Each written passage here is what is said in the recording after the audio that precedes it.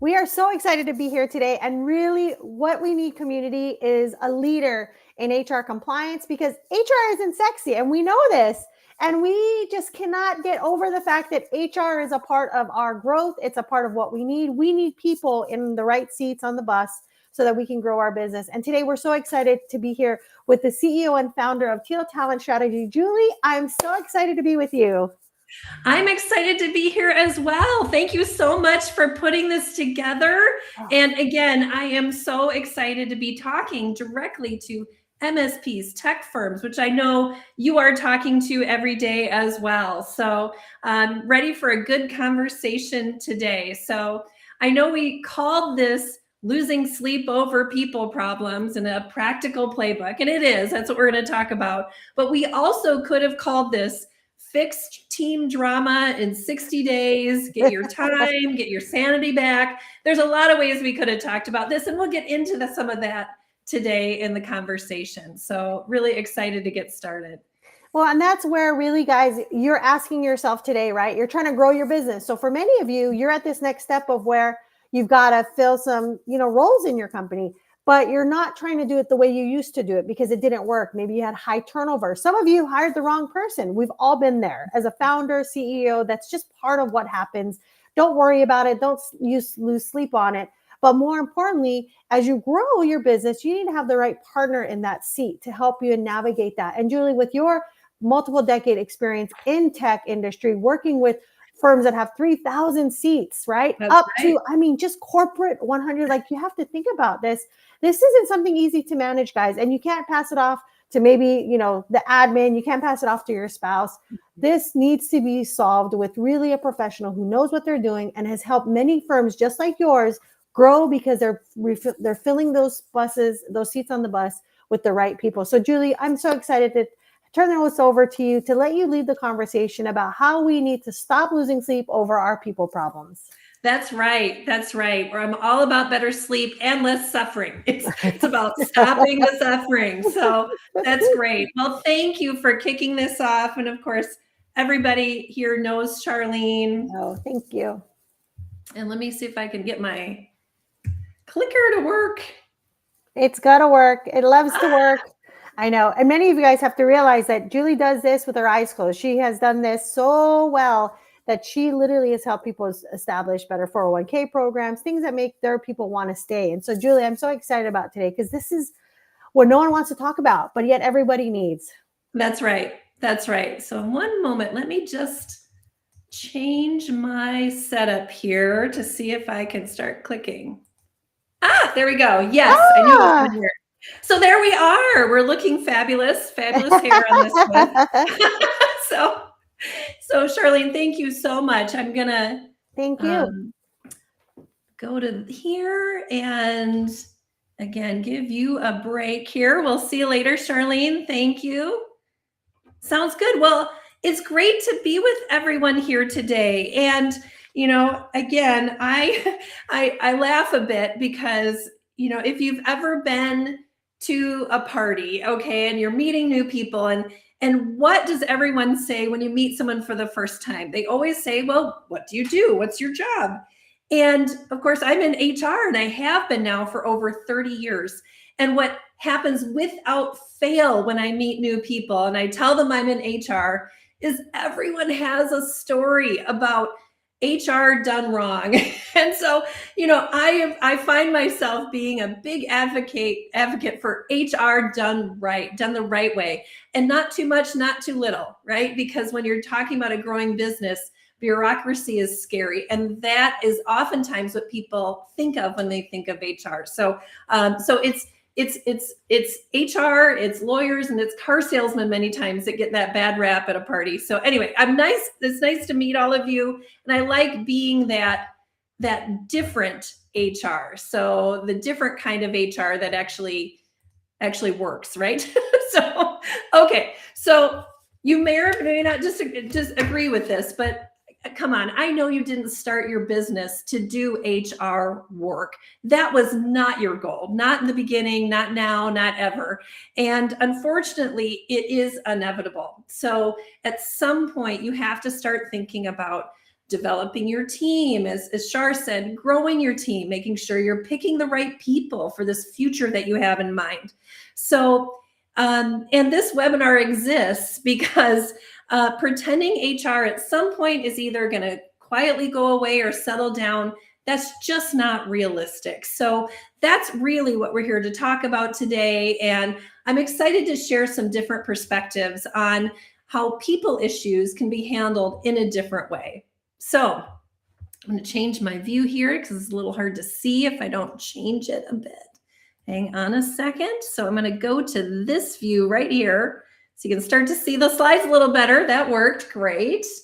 All right. So I have talked to a lot of business owners as I've been building my business. And, I have met business owners that have straight out told me, I am not hiring any more people because it's getting too complicated. And, my heart always stops when I hear that because in MSPs and tech firms, really in any business at all, the key, an essential part of growth is adding more talent to your team. You have to. So the downside of that, as we all know, which again, this one business owner I talked to was that, if we have more people, it just becomes more complicated. There's more managers then as you start to really grow your business. Not everybody reports to you. You start to lean on a few key people to step in and be managers in your organization. And as a result, there's more gray. And informal approaches that worked early on don't work anymore. And I've been with companies that have gone from small and doubled in size and then tripled in size. And we would laugh because, employee communication when they were 10 people in the same office was stand up and make an announcement. And at some point that stops working. And you have to start thinking through engaging with people differently, talking to them differently, building relationships in a different way. So that's really at the core of doing HR differently, which is what we're going to continue to talk about here. Okay, so here's just, I really started to think about, okay, what's the full list of everything that owners get pulled into? And this is a lot of it, but actually not all of it. And, clearly performance issues, figuring out pay and promotions. I just did a LinkedIn Live earlier this week about pay and how in the world what is competitive pay? It's hard to know. And then things even like benefit plan renewals, how do you set up a great benefit plan? And these all are very detailed topics. And they're areas that maybe one of these isn't a big deal, but when they start to add on, they start to really quietly take over your day-to-day work. And, I had the opportunity this last year to support a startup software firm. So a really great organization. And they came to me because they were at this crossroads where they were ready to start offering benefits, which is super exciting, but they needed some help and advice to figure out like, what plans do we offer? How do we cost share premiums? All these detailed areas that I was able to provide some guidance. And the thing that struck me the most through that process was the level of relief that owner had as a result of having a plan. So how to pay people, how to set up time off, all of these different things that you see on this sheet. There's every one of those has a big impact on your ability to attract and retain. And that makes a huge difference. So again, I picked a few that I just wanted to go a little bit deeper in because I think they're the most common. So in real companies, these are the things I hear about all the time. So performance issues that stall. So you have someone, they need a push in some way to perform. How do you go about doing that? It is a big question.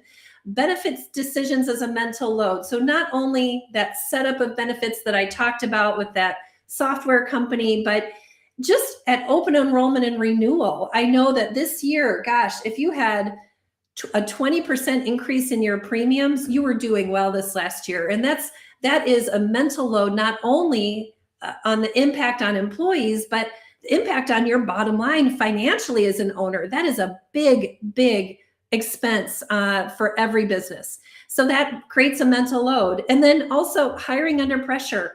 gosh, I know when you're in a growing business, every job that's open is a pain point. Someone has to cover for that opening. And if you hire too quickly, again, I'm all about speed, but you also need to hire the right person. So if you make, I don't know, some compromises in that hiring process, that can really create problems for you down the line. So again, those are all areas that I know owners just get pulled into every day and create real pain points and a real heaviness about growth. And again, if these were something that I could sit down and just train you on, I would. I mean, I would absolutely offer that. But they're difficult topics because it's not just understanding what benefits are and the options, but it's also that kind of the judgment and experience that goes along with that. And as an owner, you just don't have time. You don't have time to become an expert in all these areas. And really, it's unrealistic. Again, this is where I think a lot of the stress comes in. And again, I mentioned at the beginning, I've realized that my mission in life is to reduce suffering when it comes to the workplace experience for employees, for owners, for new managers. Really, if I look at the biggest impacts I've had and where kind of my heart and emotion lies, it's really in reducing suffering. And so that is, again, just I feel like this is that area. I know HR. I'm happy to share what I know. And it does make a big difference for owners. So let's go a little deeper then. So I'm sure you tried a bunch of things. And again, I talked to owners, and these are all the tactics that I've heard that owners have tried, and as they grow, to try to handle people issues and that HR topic. So many times, and Shar mentioned this, there's someone who becomes what I call kind of either intentional or accidental HR, someone that people enjoy talking to, maybe the person that's running the payroll and solving, making sure people get paid. So there's usually someone that's a trusted person that everyone goes to with their problems and questions. And that person may be the owner, it may not, but boy, that's a heavy load to have. So someone always fills the gap, whether it's intentional or accidental. The other thing that I think is really common is Googling. So I certainly Google and use AI and all those things, but Googling how to deal with a poor performer, that is not the best way to get advice on how to handle things. There's certainly nuance when you're dealing with humans. And again, you can don't get me wrong, you can get some, I think, directionally correct advice, but that's not, relying on that exclusively is a bit worrisome. The other thing that I see businesses do, and again, I'm an advocate for this, is they'll implement systems. So, maybe you have a new payroll system. Maybe you've implemented EOS, which is a great system. And a lot of EOS is HR-based structure and processes. Or you've put in a PEO. And again, I'm certainly an advocate for PEOs. I think they provide a great service to growing companies, provide access to great benefits. But the bottom line in this is that you still own the responsibility. Someone needs to call the PEO and ask the question, and then someone needs to implement it. And that gap is often a surprise to owners and leaders of small businesses as they put these solutions in place. There's still the weight of responsibility that remains on your shoulders to ask the right question and to implement the solutions. So again, there's really no break. Unfortunately, systems are great, love systems, but they're not necessarily the solution that I think most people experience. So, and again, maybe this is a little goofy, but this is becoming one of my favorite quotes. And it is not my quote. This comes from a partner I worked with when I was working in the accounting industry. And the quote was this: so people like sausage, Julie, but they do not want to know how sausage is made. And this is what HR is all about. People want good HR practices. They want to be legally compliant. You want to have functioning teams. You want to have successful managers. You want to have a great culture. You want all these things. But the depth of work it takes in order to get it done, like people don't want to do that. And I appreciate that. Again, this is my chosen profession. I'm on fire for HR, but I appreciate that most businesses just need this done. They just need it handled. And getting into the sausage making, every minute that you're making sausage in HR is another minute that you're not leading the business, that you're not creating strategy, and that you're not really spending time with clients, which is really what you uniquely can do. So again, HR just needs to be handled. And what's fascinating to me, and I'm going to tell you my theory on this, so interested in what you think. My theory on this is that, people will very quickly, and again, many of you are MSPs, your business relies on the fact that clients want to hand off responsibility for technology to you. So, and they should, and it's the right thing to do. So your clients outsource IT. I'm outsourcing IT. I'm in the process of doing that. You'll outsource bookkeeping. You'll outsource accounting. People outsource marketing all the time. And again, I'm so privileged to be working with Shar and her team and getting having so many great breakthroughs working with her on marketing. So people will outsource that, but for some reason, dealing with people issues and then HR topic just stays on people's plates. It's like they kind of white knuckle it and hold on and kind of tough it out when it comes to dealing with HR issues. And, again, another story, another great leader I talked to, we were talking about HR and he's like, I've got it handled. I've got great people practices in place. I've got it handled. So in 1 minute, he's telling me that, which it's like, great. I'm glad to hear that because I don't want people to have these problems. And then in the next sentence, we talked about how they had an office manager that was not performing. And it took years to work through the process with that person because it was just so hard personally. This person had worked with them for a while to work through that performance issue and to make the decision ultimately to eliminate that job. Years. It took years.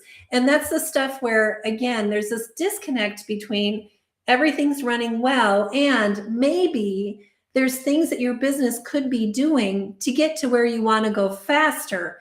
And usually addressing people and how people are working together, their performance, and really the whole employment experience is a critical piece of making that happen. So you may relate to that. Hopefully not. I hope you don't have any performance issues, but if you do, again, they can be handled. And again, it's one of those things where working side by side with someone that's been through it many times can be very valuable in those circumstances. So the real cost, so certainly time, focus, energy, completely the cost of either making mistakes or trying to handle this yourself. But I think the bigger thing is that, people problems often don't explode. It's this kind of quiet drain that you feel. And in many cases, the reason I have this down as, an uninterrupted vacation is that, owners are working so hard to build their business. And you do need some time off. You do need some peace of mind. You do need thinking time in order to take your business to the next level. And again, my goal is always to create an uninterrupted vacation. To me, that's the success. If an owner can go on vacation and not worry about people issues or those internal calls, that to me is the biggest deal. And I'm very curious, have you ever had that happen where you've either delayed a vacation, just canceled a vacation or gone on vacation and had a call, not about client issues, but out internal issues resurface. So that is something that I see a lot. It always makes me super sad because it's like, you've worked hard, you need your time off. We all do. So at this stage of growth, what I see that businesses need, it's not necessarily more policies. If you don't have any, you probably need a few. There's a minimal. You don't need more bureaucracy. You don't need more rules. What you need is really experienced judgment and consistent decision making. So that is what HR advice can bring to bear. And again, this is a little bit of my theory about why there's hesitation, or it's not as common. I think it should be common, and I'm working on that. It's harder for leaders to hand that off because, again, they've seen it done poorly. Again, HR has such a bad reputation as the people police, the bureaucracy, the rules. I mean, the rule keepers. The very strict, stringent thing. And again, most businesses have not experienced what it's like to have a true partner, an advisor when it comes to HR issues. And that's the type of HR and support that I'm talking about here. So, when HR is handled, what you get is, you get your time back, you get issues handled, the escalations from your management team decrease. So you can spend your time with your team talking about growing the business and bigger issues rather than those individual concerns. Because the way that HR and, again, me and my advisors step in is to build that relationship with you, to build that relationship with your managers. And again, many managers are put into these positions without knowing how to handle people. They're great at the client work. They have a rough time with people. And that's where having services and a partnership can make a huge difference in just getting that off your plate. Wouldn't you like to spend your time working with your leaders on the future rather than navigating all the questions that they're getting and helping train them? That's something that really good HR can do, provide that coaching and support to your next level to make sure they know how to handle things themselves and can handle it with some support. So let's go to, I started to talk about it, but I'll jump into this now. So I want to talk a bit about people coverage. So again, HR has such a complex interpretation. Sometimes I like talking about it more like people coverage through a service that I provide called HR Essentials. So I've talked about this a little bit, but it's decision support, it's manager confidence through training, it's tools and resources that are done with you. So, I've got so much history and so many templates, guides, best practices. And in meetings with the owner, your advisor and you sit down and work through, okay, how do we customize this template to you and your business? And then launch it so everyone's onboarding the same way, everyone's interviewing the same way. Those types of things can make a really big difference in the impact of your company. And of course, no sausage making in this.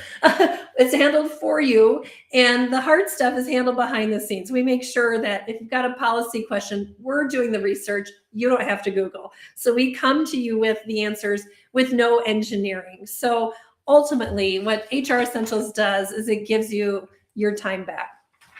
And really, it's built for growth. So again, growing businesses, you're able to grow your business when you've got the right people foundation in place. When you can take on that next client because your people are ready for it and scaling is easy. Then you're not afraid. There's no fear associated with saying yes to that next big opportunity. And again, this is not do-it-yourself HR. This is done with you, and it's relationship-based development and coaching and support. So there is a relationship component where you build a relationship with your advisor, and that fit really matters. So there is some time that you have to spend, but the time you spend with the HR person, your advisor, really pays off because the leverage of that leads to other things being handled without you, which is the goal. And so I want you to think about this. So clearly, if you're listening to this and talking about this, this is my challenge for you. So over the next week, one of the most important things you can do is don't take it from me. Take a look at your business, okay? How often are people decisions interrupting your day? How often is that coming to you and pulling you away from other things? And of those questions, which ones are you the only person on your team that you feel can really handle that? So where are you essentially the bottleneck for decisions? where does the buck stop with you? That's important to be thinking about and identifying.